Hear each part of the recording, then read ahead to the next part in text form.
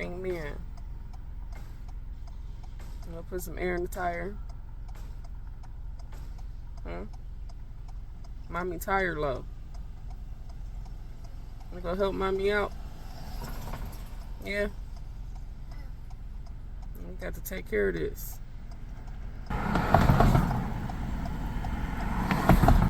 Come change mommy tire. Hey. Come change mommy tire. You just gonna ignore me?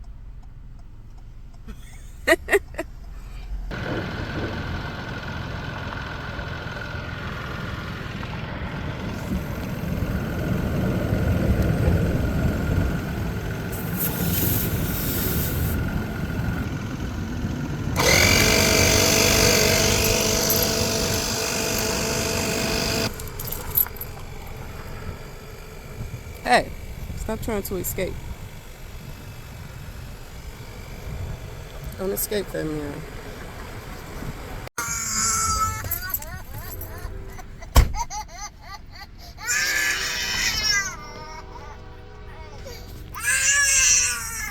Okay, man. Okay, give mommy a break. Okay, man, we out of here. I got to get stuck behind the train.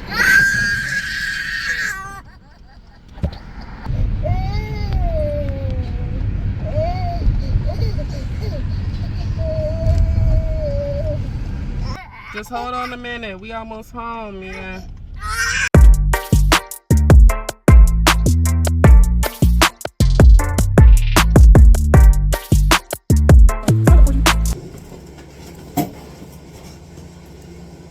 I'm gonna leave it in there.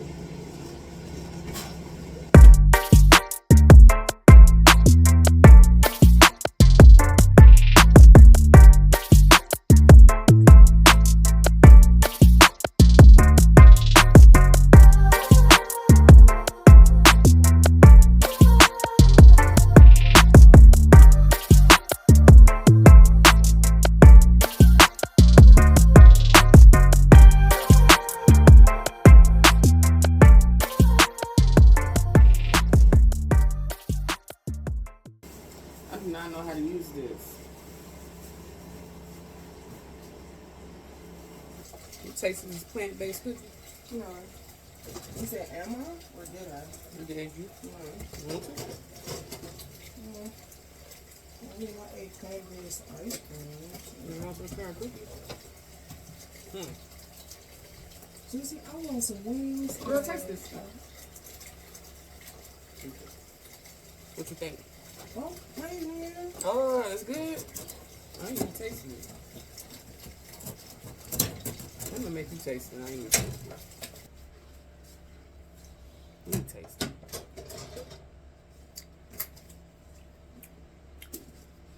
You know what? That's a plant-based cookie. Mm-hmm. I just never thought you would be the one. Like, I want to be a content creator. Well, what else I'm gonna do in my life? We can be an animal shelter system. Yeah, I would. At least they ain't got a time. They ain't talking back to me. I ain't gonna sit there and worry about arguing with a 5-year-old. People argue with puppies. Yeah, they do. I'll be watching the videos. Those stuff. Did you see the video that I sent you? What video? I sent you a video. Yeah. Last night. It was I think a couple. It was a couple, and they was I didn't touch you. No. When you was trying to, it was a couple when they were when both of y'all trying to sneak y'all a cheat day on your diet or something. I've seen that before. I meant to text you back, but I got distracted. She told me it was a lifer. Like that's like they call people doing lifers. Mm-hmm. So it was a lifer. She was talking to this young girl who I think she did like 6-7 years or something. And one thing about studs, like they hot commodity in prison because they look like dudes and all that, act like whatever. So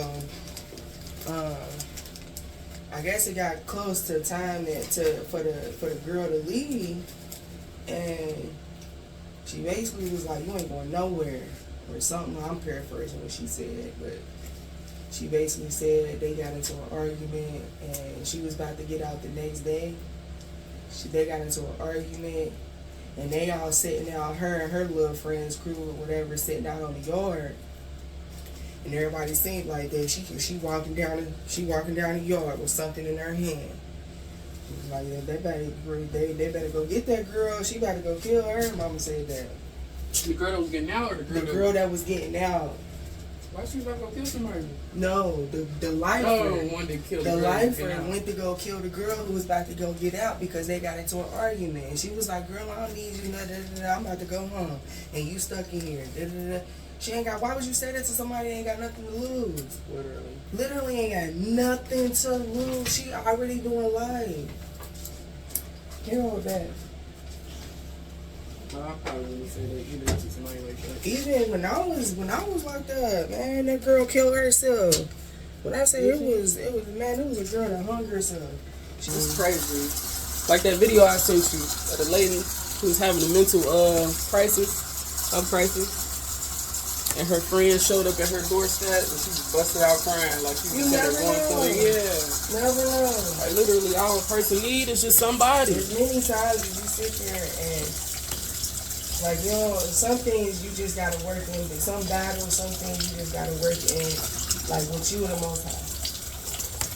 But sometimes you gotta like, I need to talk about this. Like, I need to get this on my chest because these thoughts is driving me crazy. Like. You gotta learn to rebuke them spirits though, cause I remember years ago they made me jump up. I was listening to a sermon, was laying there all depressed and just feeling all, like you said, blah. Like,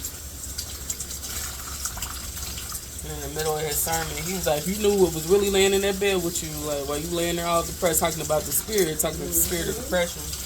He's like, "You know," he said, "you just picture it hugging you, like just laid up with you." I was like, "Oh," like I jumped up, swung my toes, like, I know, like, "Oh," like, "No." He was like, "You really could see what was like laying in that bed with you." Like, I was like, "Oh my gosh," like, "No." Get them wings out of there. I want them wings. See, I want them like. Oh. I'm about to drink those. I want the wings. I want a hot meal. I can't wait till the pizza be here. I'm like, shoot, we actually about to do this keto, so we might as well get it out of our system. You know what else I always wanted to do? Garden. Yeah, we definitely could try that. I want to start with plants since we ain't got nowhere to garden really. Like indoor plants. To be honest, you got a whole porch downstairs. You can get some flower pots and start it on there. Oh, this is quite tasty. What? The cheese? The cheese? Well, what you type in? How to use a tripod for a phone. For a phone? How to use tripod for phone. No, I'm trying to use it for the camera. It's the same thing. This video is to show you how to set up your tripod. Why is it doing that? It ain't supposed to be on there. Fiber or aluminum makes a better tripod. Now, some people would argue that carbon fiber makes a better material because it absorbs vibration better than aluminum. On the other hand, some people would say aluminum because it's stronger and sturdier, makes a more stable tripod. It's certainly true that if you shoot in cold weather, you might prefer carbon fiber because it's less cold to the touch and won't freeze your hands. On the other hand, some aluminum tripods have these rubber grips added to them, and that protects your hands. It mostly comes down to a choice based on price and I told you we is for this making the words.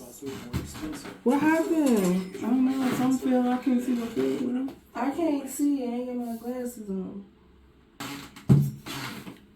Since you done jacked this whole tripod. We?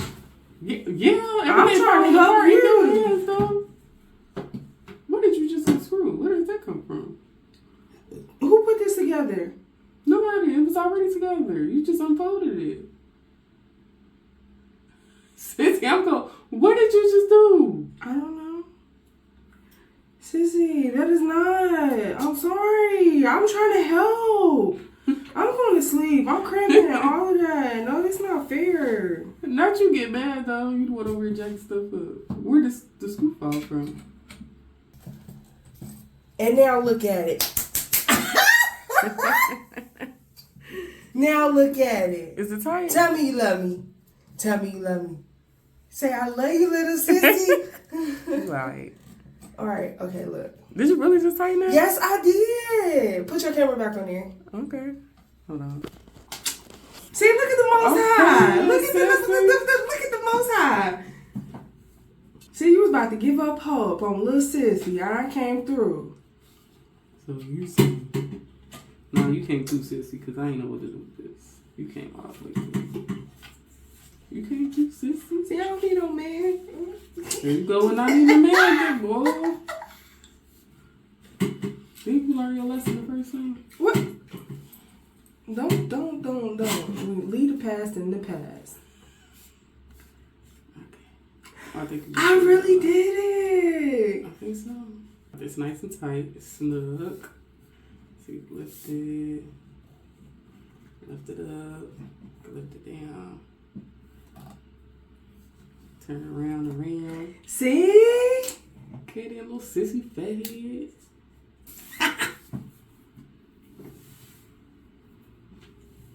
The sissy is not on. It is on. No, it's not. Oh no, it's not on, but it's not recording. But huh?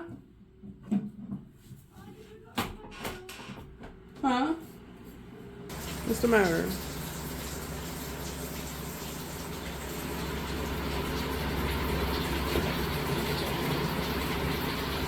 You okay, mama? You mad? You want something to drink? You hungry? Go eat something? You want some pizza?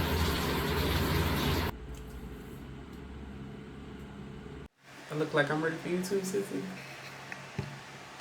Shalom, Aki.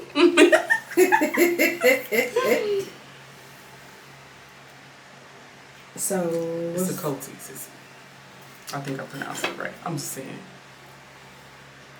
So what I'm supposed to do? What I'm supposed to say?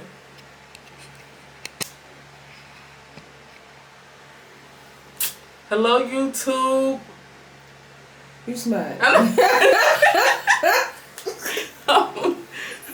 super sad. What we gonna talk about today? I got a dilemma because I got. You got what? What's your dilemma? Somebody that's locked up. Sissy. And somebody, this what you asked me what I wanted to talk about. This what is this? Seriously? So we either gonna talk about that or talk about these two clients that I'm servicing from working home, and these customers be pissing me off, and they be wanting everything free or just a discount on everything. But then I think about myself every time I go online to order something. Where's the deals at? What I'm getting off? Our YouTube channel suck.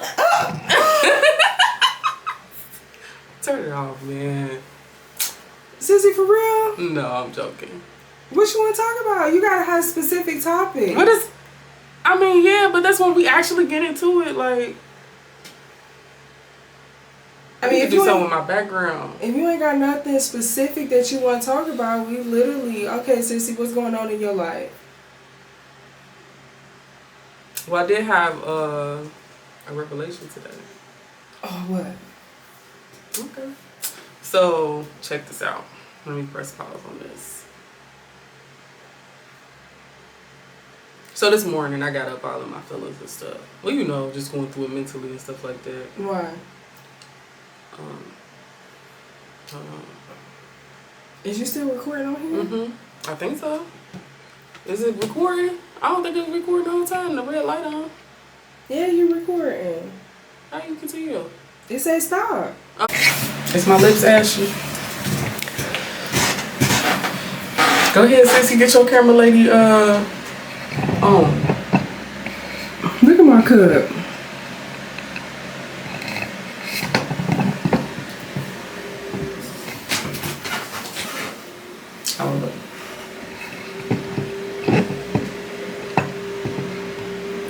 Ooh, I got the shivers. I look good? Mm-hmm. You can see my whole face? Yeah. The whole top of my head? Can you see yourself now? Oh, I can see you. You can see your whole setup? Mm-hmm. Okay. You like It it? don't look bad. Yeah. Now, when you get them dirty walls together... Is my walls dirty?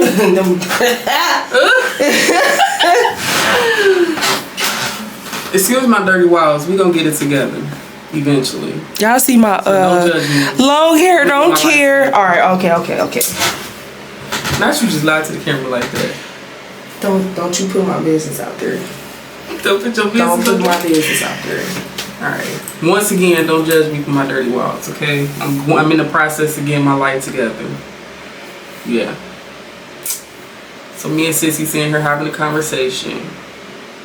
Talking about life. It's I been don't one of really those consider days. this a conversation, but... What is this? Okay, what's your revelation? Why was you in your feelings this morning? Why is this not a conversation? Why was you in your feelings this morning? Alright, I don't know. You know, you just wake up. You just be going through it mentally. So, long story short, I had mentioned to Carlos that because he texted me and asked me what's wrong. Alright, I'm blabbering. Huh? Is this after you tried to wake me up? Because I really was not. I was dead asleep. Like, even when I heard Caleb crying, I did not. Yeah, but that ain't had nothing to do with you. Okay. No, yeah. I have been overwhelmed since yesterday. I told Carlos, like my issue with being easily overstimulated. I told him I tend to easily be overstimulated. Like, when there's too much going on in my environment, you know, like just noise here, noise there, like a loud TV in the background, loud kids in the background. You know what I'm saying? It's like when it's just too much. It's like a sensory overload. Mm-hmm. And I tend to go through that. And when I do, I kind of shut down. Like, you know. But I don't know. This morning I had a thought drop in my head. Well, I had a thought come to mind. I'm going to just read it because I'm terrible at speaking. I'm not really good at relaying messages verbally, but I think I'm pretty good at writing. So I'm about to start. 45 more minutes in one time. Sissy! You are horrible. Okay. So I realized today that I struggle so much mentally and emotionally because I'm double-minded. In the midst of my mental wallowing, that thought came to mind. Dropped in my spirit very matter-of-factly. The lack of motivation to do anything to better my life stems from the tug of war in my inward woman that ultimately leaves me stagnant. Seemingly small goals that I don't accomplish because I'm back and forth with the desires of my heart. Flesh and spirit wage war. The spirit is willing, but the flesh is weak. And not so much in the state of grievous sin in this instance, but in the inability to simply remain steadfast in the idea. Get me? Make sense? Completely relate. Yeah, so as they say, there's nothing more powerful than a made-up mind, and don't underestimate the power of a made-up mind or make up your mind that no matter what comes, you know, ... Those were quotes that came to my mind. So double-mindedness has been a subtle prison of unfaithfulness. It has shown itself in things like saying you're going to do something but don't do it. Not necessarily as a promise to someone else, but a personal goal you want to accomplish. Setting your heart to a certain task on a particular day, but never fulfilling it because you draw back on your word to yourself. It's the little foxes that spoil the vine. The lack of faithfulness in small things hinders your faithfulness and trustworthy stewardship in greater things. So that was the journal entry. Guess you could say that's probably my first journal entry. And of course, I asked myself, how do I fix this?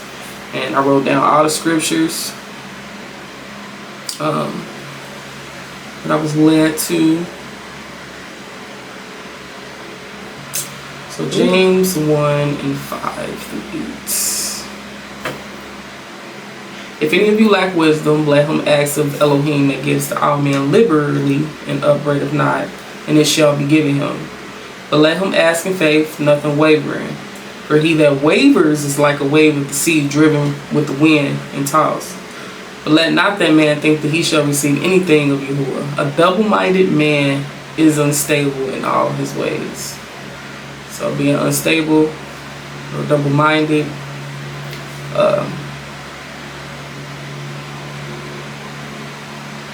being that way, as scripture just said, you will not receive anything from Yahuwah.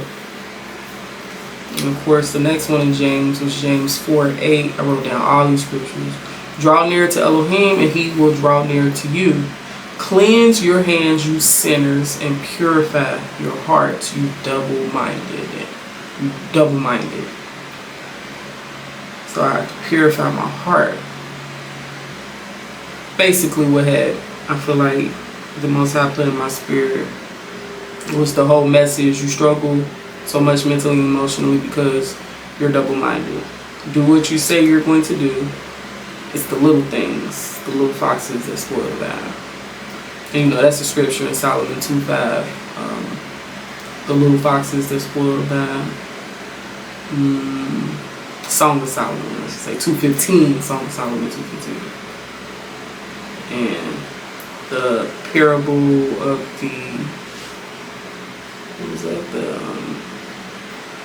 was it the unfaithful servant? Luke 16:1-13, Proverbs 30. This was just a bunch of different scriptures. Zechariah 4:10, John 6:9, Matthew 12:36-37. So yeah. Like, I'm not double-minded in that way where, you know, you basically live in a life of hypocrisy, basically. You know how you one way in public, another way behind closed doors, or you praising with your lips, but your heart is far from you. Like, it's not in that sense, like, as far as, because I don't cleanse myself of that, but I see where double-mindedness is showing itself in you know, the little things, in smaller areas in life, or just in the regular everyday to-day stuff, like, and yeah, it's not conducive to, I guess, a stable state of mind, and to continue, I guess, a relationship with the Most High. So I guess Yah is working on the little things, or what we would consider the minute things as well. And he said, cast all your cares upon him because he cares for you. So he cares about everything, even the little things. I think he's... Well, do he care about these cramps? Yes, sissy. He said, cast all your cares upon him, but he cares for you. Sometimes I think, I mean, I can definitely relate to that, because if you say you're going to do something and then, like, you just keep putting it off and putting it off, I definitely can see how that like, refers to being double-minded and not being true to your word to yourself and say, well, like, what you actually going to do. And it ain't even like you got to do, like, you got all of these plans or all of these ideas that you actually want to do or accomplish. And sometimes we tend to, like, try to get everything together in one sitting or one time or one day. Like, and when you do that, it's like you over-exerting yourself. That's when you get overstimulated. Exactly. So it's not, if you got like so many projects, okay, one day you might have this idea, okay, I want to get the living room together, I need to get my room together, I want to do this, I want to do that. You just take one day at a time, even if it's for an hour and a half or just 2 hours or just start, but you got to start somewhere. What was it, Zechariah 4:10?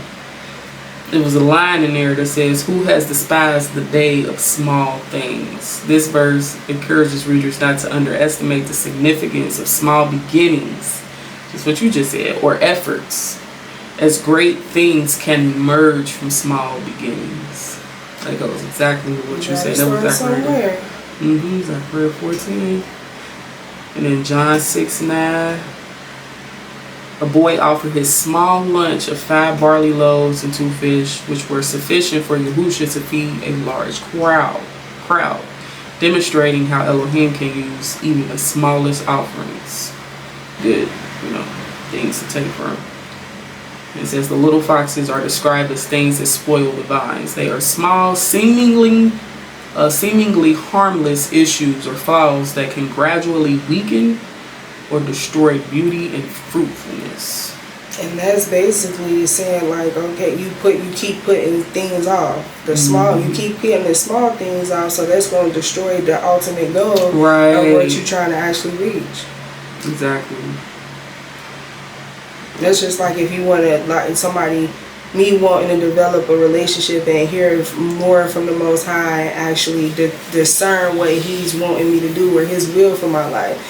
If I keep on putting off reading my scriptures or praying at least an hour a day, 2 hours a day, 3 hours a day, or whatever the case is, it's like that's going to ultimately like affect my whole relationship with Him, because it's going to not pull me towards Him, it's going to take me away from Him. Like you said, you ain't going to be fruitful. So yeah, that led me down a whole... So what was, I mean, like when you had that revelation, like what was the outcome of it? Like you sat down, you wrote your notes, you read some scriptures on it. So did that give you a boost of confidence to actually, you know? It's almost like a pep talk, almost, like, because at this point I don't have no choice but to act on it. Well, you got a choice, but I'm not giving myself no choice. You must act on it. Do not be hearers of the word only, but doers, unless you deceive yourself. So, not to be a hearer of the word, but a doer. So, especially considering I just had that revelation. Don't just be about talk. Do what you say you're going to do. We should just let me back to what I was just reading. Matthew 12:36-37. But I say unto you that every idle word that men shall speak, they shall give account thereof in the day of judgment. For by your words thou shalt be justified, and by your words you shall be condemned. Which I think is a much deeper, but you know, the word is like that. It got multiple layers, but I think they can apply to here, speaking idle words. So yeah. That's something, I don't know why it just made me think about this scene on BMF episode that I was watching last night. Sissy, get me off camera. Go ahead. I did not agree to this. That is not in my contract. That's not in my contract. And I look a mess right now.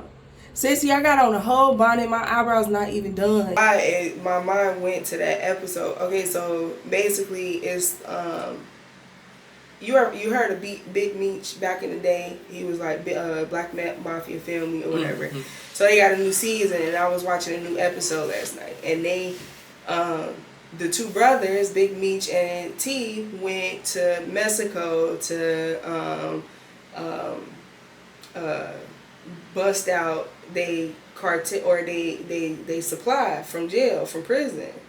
And they got them free. They was running, and they was like, they in the desert, they in Mexico, and it's super hot, and they all laying down. But Meech went to go pee, and while he was peeing, he got bit by a venomous snake. And he was sitting there laying and everything. Then hours had went by, and the supplier came back with I guess you would call it a warlock, or a pagan, or whatever, or however you want to put it. But he had a chicken. He had a live chicken. And T was like, what is you, like, who is this? Like, what's going on? And he's, you know, he was stepped back out, and it was like they had a fire going because it was cold or whatever. And the dude that he brought with him the one that had the chicken basically broke the chicken neck. And he was like, hold on, we raised as a Christian, we don't believe in this. Like, he automatically knew what was about to happen. Mm-hmm. So when he broke the neck, he put down, you know, his little stuff, and he started cutting the chicken, cutting the chicken off and pouring the blood out. He was like, man, he was like, what is this? Like, what's going on? Like, we ain't into this. Like, stop this. Like, and, you know, he was like, let him, he, like, the supplier, you know, he's trying to save his life. So basically, he had these bones. Not those means. Exactly. So he had these bones. He just basically did a whole ritual he covered the bones in the blood or whatever, said something, lit a little candle, and when he put the bones on the snake bite, he said something and Meech's body jerked, and he said something again, his body jerked again. And next thing you know, his eyes just popped open and he sat up. He was like, oh my God, he was like, what just happened? He was just, talking, whatever. He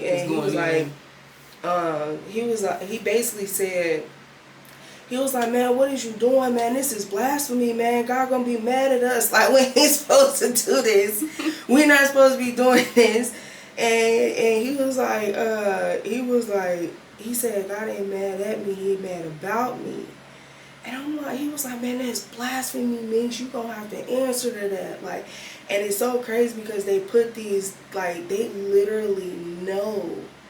And they put it out there. Remember when we were talking about he literally put some truth into a lie, like with the lie, so it can the lie can actually perceive itself. And that's what I don't know why I just went there. Like my mind actually went down because what you say, you gonna be held accountable for it. Like you literally gonna be held accountable for what you talk, what you say.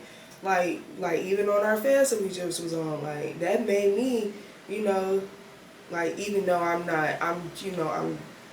still I ain't no baby, but I'm still kind of new or just trying to, exactly. But you basically held accountable for the light that you already had. Basically, but every time, if you say that you gonna do something, or you saying that you need to hold your word or make sure that you keep your word with the Most High. And that every time you said that throughout our fast, when we done took our breaks, even when, did you ask permission? Did you ask, you...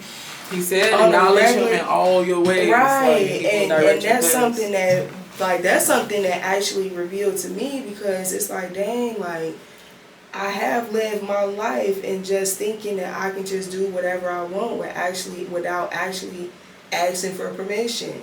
Especially when you call him master, your savior, you call your him father, you call him your Lord, you don't savior, think when you was younger, you couldn't just go out to the movies with your friends or whatever without asking ask your parents. Don't you dare, you tell Charlie, you don't go out this door without asking. You got 30 minutes on my time. I'm going to put you back on camera. Sissy, you better not stop. I didn't even brush my teeth this morning. Nobody needed to know that. Alright. Now I just gotta figure out how to edit this stuff. YouTube. Google it.